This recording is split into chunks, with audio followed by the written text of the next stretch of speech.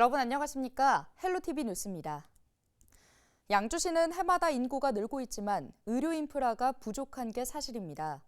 게다가 지난해 진료 권역이 의정부로 묶이면서 대형 병원 유치에도 제동이 걸렸는데요.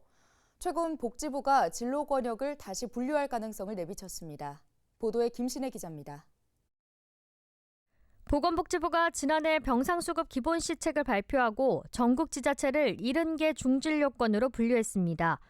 양주시는 동두천시 연천군과 함께 의정부 진료권역으로 묶이면서 4개 지역은 모두 병상공급 제한지역에 포함됐습니다.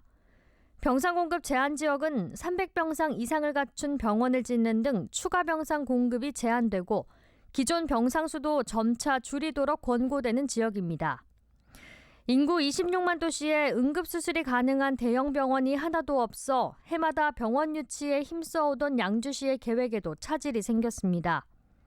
사실 양주에는 종합병원이 없거든요. 그래서 지금 종합병원을 유치하기 위한 거를 갖다가 지금 규제하고 있는 그 중진료권도 지금 우리가 의정부권역으로 돼 있는데 그것도 양주 별도로 분리를 하는. 그런데 최근 기존 진료 권역을 새롭게 나눌 수도 있다는 보건복지부 발표가 있었습니다. 의료 이용 행태 등 수요를 다시 분석해 가칭 지역 의료 지도를 만들겠다고 밝히면서 전국의 진료 권역 재분류 가능성을 언급한 겁니다. 정리된 지도 형태의 지역 데이터를 가지고 향후에 의료 전달 체계 그 정책을 추진할 때 기본 지표로 삼고자 하는 것입니다. 의료 지도가 그 세밀하게 작성이 되면 그 권역 분류도 재검토가 될 수 있을 걸로 봅니다. 보건복지부 관계자는 기자와의 통화에서 진료 권역 재검토 대상에 중진료권도 포함하는 것을 고려하고 있다고 말했습니다. 소식이 전해지자 지역사회에서는 기대감을 내비치고 있습니다. 의료 인프라가 부족한 현실이 반영돼 진료 권역이 분리된다면 병원 유치 추진에도 다시 동력이 생길 수 있기 때문입니다.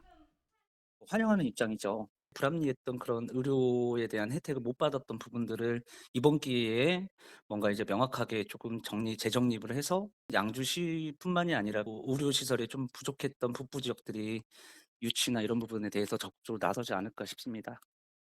양주시는 앞으로 보건복지부의 의료지도 개발 계획을 토대로 중진료권 분리 추진과 병원 유치 방향 등을 세울 방침입니다. 헬로티비 뉴스 김신혜입니다. 전자발찌 착용 해제까지 17일을 앞둔 살인전과 50대가 무단으로 의정부에서 경남 통영으로 도망쳤다가 붙잡혀 다시 구속됐습니다. 지난 16일 법무부 의정부 보호관찰소에 따르면 50대 A씨는 2005년 양어머니가 자신을 살해하려 한다는 망상에 시달리다 결국 양어머니를 살해한 혐의로 검거돼 전자발찌를 부착한 채 사회로 나오게 됐습니다. 하지만 A씨는 2년 후 전자발찌를 훼손하고 도주하다 또 붙잡혀 징역 1년 6개월의 실형을 선고받았으나 또다시 지난 14일 새벽에 무단 외출했습니다. 결국 14일 밤 통영에서 붙잡힌 A씨는 긴급 구인돼 의정부 교도소에 수감됐습니다. 의정부시의 한 빌라에서 아내를 살해한 혐의로 재판에 넘겨진 40대 남성이 첫 재판에서 자신의 혐의를 모두 인정했습니다. 의정부지법 제11형사부는 지난 16일 오전 살인 혐의로 구속 기소된 40대 남성 A씨에 대한 첫 공판을 진행했습니다. 검찰의 공소 사실을 모두 인정하느냐는 재판부의 질문에 A씨 측 변호인은 모두 인정한다고 대답했습니다. A씨에 대한 다음 재판은 다음 달 5일 같은 법정에서 열립니다. 의정부시가 17일 바이오간 솔루션과 첨단 바이오 산업 육성과 바이오 혁신 기업 성장을 위한 협약을 체결했습니다. 주요 협약 내용은 첨단 산업 육성 노력과 주사무소 이전 및 연구시설 구축, 신규 사업 발굴 등인데요. 특히 시는 이번 기업 유치를 시작으로 미군 반환 공여지인 캠프 카일 부지에 바이오 클러스터를 조성할 방침입니다. 서울과 인접해 있어서 양질의 근로인력을 공급할 수 있는 그런 공간에 있습니다. 그리고 미군 공여지가 있습니다. 이러한 부분들을 연계시켜서 의정부에 좋은 일자리를 만들어야 되겠다라고 하는 이런 정책 목표를 한 걸음씩 진행해 가고 있습니다.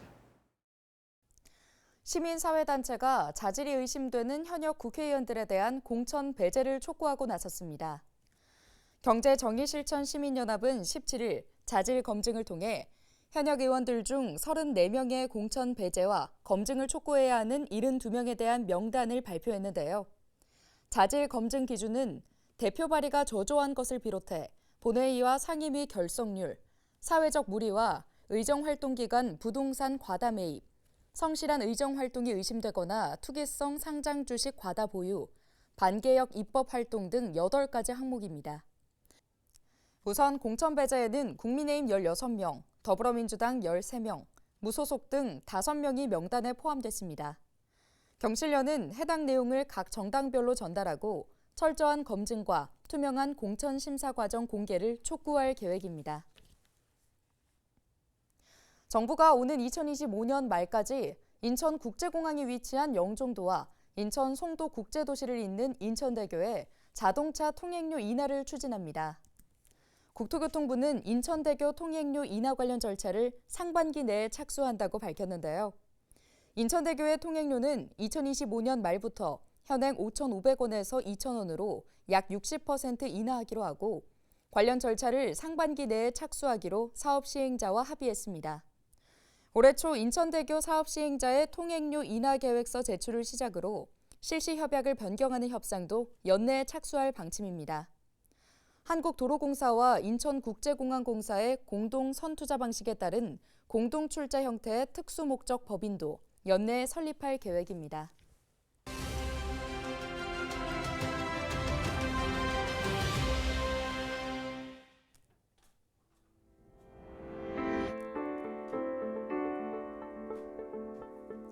정부가 다가오는 설 연휴 물가 안정을 위해 민생 안정 대책을 내놨습니다.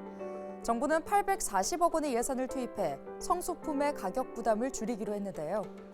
18일부터 2월 8일까지 온 오프라인에서 16대 설 성수품을 살 경우 정부와 업체 할인까지 더해 최대 60%까지 할인을 하기로 했습니다.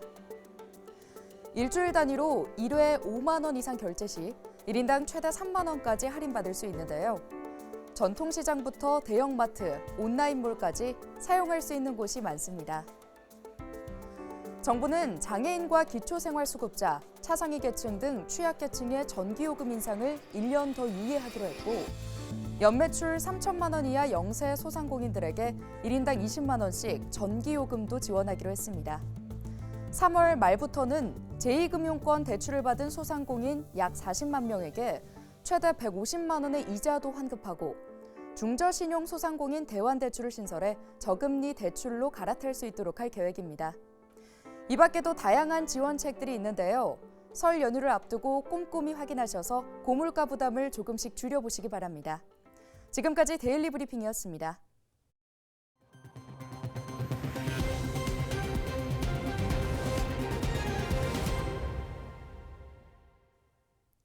경기도가 경기 북부 특별자치도의 새 이름 짓기에 나섭니다. 도는 17일 경기도청 북부청사에서 경기 북부 특별자치도 새 이름 짓기 추진위원회를 구성하고 첫 회의를 열었는데요. 도 관계자는 경기 북부의 정체성과 비전을 대표할 새 이름이 필요하다고 판단해 민간 중심의 위원회를 구성했다고 설명했습니다. 새 이름 짓기 추진위원회는 소순창 경기도 지방시대 위원장과 진세혁 경기 북부 특별자치도 설치 공론화위원장 등 경기 북부 특별자치도에 관심을 갖고 있는 민간 인사 중심으로 구성됐는데요. 추진위원회는 시민 공모를 통해 경기 북부 특별자치도의 새 이름을 결정할 방침입니다. 경기 북부 특별자치도의 새 이름 짓기 공모전은 18일부터 2월 19일까지 공모전 누리집을 통해 진행됩니다. 우리가 살아가야 할 지역의 새 이름을 대국민 공모를 통해서 지음으로써 경기 북부 특별자치도 설치에 대한 37년의 열망이 꺾이지 않고 뜨겁게 불타오르고 있음을 보여드리고자 합니다. 경기도에서 전세 사기 가담이 의심되는 공인중개사 99곳이 적발됐습니다. 경기도는 국토교통부, 시군과 합동으로 지난해 450개 중개업소를 특별 점검한 결과 22%인 99개소에서 불법 행위 139건을 적발했다고 밝혔는데요. 도는 전세 사기 가담 의심, 중개 수수료 초과 수수 등 35건은 고발하고 수사 의뢰했습니다. 경기도 관계자는 중개업소의 불법 행위를 차단하기 위해 법률 위반 사실을 공개할 수 있는 제도적인 보완책을 마련해 공인중개사법 개정을 건의할 계획이라고 말했습니다. 경기도 소형 아파트 임대차 시장에서 월세가 차지하는 비중이 55% 이상으로 역대 최고를 기록했습니다. 17일 부동산 정보제공업체 경제만랩이 국토교통부 실거래가 공개 시스템을 분석한 결과 지난해 1월에서 11월 경기도 전용 면적 60제곱미터 이하 아파트 전월세 거래량은 19만 46건으로 나타났는데요. 이는 국토부가 관련 통계를 작성하기 시작한 2011년 이후 가장 많은 거래량입니다. 경기도 소형 아파트 중에서 월세 100만 원 이상 거래도 역대 최다를 기록했습니다. 인천시가 매달 40만 원을 지원하는 자립수당을 이달부터 50만 원으로 인상합니다. 자립수당은 자립준비 청년의 생계 부담을 덜고 안정적인 자립을 돕기 위한 것으로 아동복지시설이나 가정위탁으로 2년 이상 보호를 받다가 18세 이후 보호가 만기되거나 연장보호가 종료된 자립준비 청년에게 지원되는 금액입니다. 자립수당은 보호 종료 시점부터 최대 5년간 지급받을 수 있으며 자립수당 외에도 자립정착금 1,000만 원이 지원됩니다. 서울시가 1,000만 원 이상 고액 체납자에 대해 무관용 원칙으로 강력한 징수에 나섭니다. 서울시 38 세금징수과는 올해부터 관계기관과의 협력을 통해 가택수색과 명단 공개 등 강력한 징수 활동을 벌인다고 밝혔는데요. 서울시는 25개 자치구로부터 지난해 신규로 발생한 1,301억 원에 대한 징수권을 이관받아 징수 활동에 들어갔습니다. 한편 체납세금 가운데 개인 최고액은 1990년생으로 지방소득세 41억 원입니다. 2023년 경기도에서 발생한 화재 건수가 전년 대비 4.7% 감소한 것으로 나타났습니다. 경기도 소방재난본부에서 발표한 2023년 경기도 내 화재 발생 건수는 모두 8,202건으로 2022년보다 402건 줄었습니다. 2023년 화재로 인한 인명피해는 547명으로 2022년 대비 22.3% 감소했는데요. 사망자가 5명 이상이거나 사상자가 10명 이상인 대형 화재는 4건으로 2022년 14건보다 크게 줄었습니다. 화재의 원인을 살펴보면 부주의가 40.8%로 가장 많았고 전기적 요인과 기계적 요인이 그 뒤를 이었습니다. 인천시가 빈집 정비 사업을 확대하기로 했습니다. 시는 빈집 정비 추진 실적이 우수한 군구에 특별 조정교부금을 지원하기로 했다고 밝혔는데요. 지난해 말 기준 인천 지역 빈집은 3,951가구에 달하고 있습니다. 지역별로는 미추홀이 857가구로 가장 많았고 중구 696가구, 부평구 652가구 순입니다. 특히 조치가 시급한 3에서 4등급은 1,411가구에 달했습니다. 반면 지난 2020년부터 2023년까지 3년간 철거되거나 정비된 빈집은 867가구에 그치고 있습니다. 문제는 빈집 소유주와의 협의가 늦어지거나 예산 부족 등의 문제로 정비가 쉽지 않은 상황이라는 건데요. 이에 시는 특별 조정교부금을 통해 정비 사업의 진행에 도움이 될 것으로 보고 있습니다. 또 시는 지난해에 이어 올해도 빈집을 매입해 주차장이나 공원을 조성하는 빈집 매입 시범 사업도 진행할 계획입니다. 경기도가 경기 북부 관광 활성화를 위해 한탄강 주상절리길 명소화 사업을 추진한다고 17일 밝혔습니다. 앞서 도는 포천시와 연천군, 경기관광공사 등과 함께 한탄강 종합발전 추진단을 구성하고 한탄강 유역 종합발전 추진 계획을 수립한 바 있는데요. 한탄강 주상절리길 명소화 사업은 한탄강 유역 종합발전 추진 계획에 따른 것으로 올해 연천에서 포천을 거쳐 강원도 철원까지 약 120km에 이르는 한탄강 주상절리길을 조성하는 내용을 담고 있습니다. 도는 이와 함께 중장기 계획으로 관광 인프라 조성과 지역 상생 거점 조성 등의 내용을 담은 총 사업비 1,090억 원 규모의 한탄강 종합발전 광역사업도 추진할 계획입니다.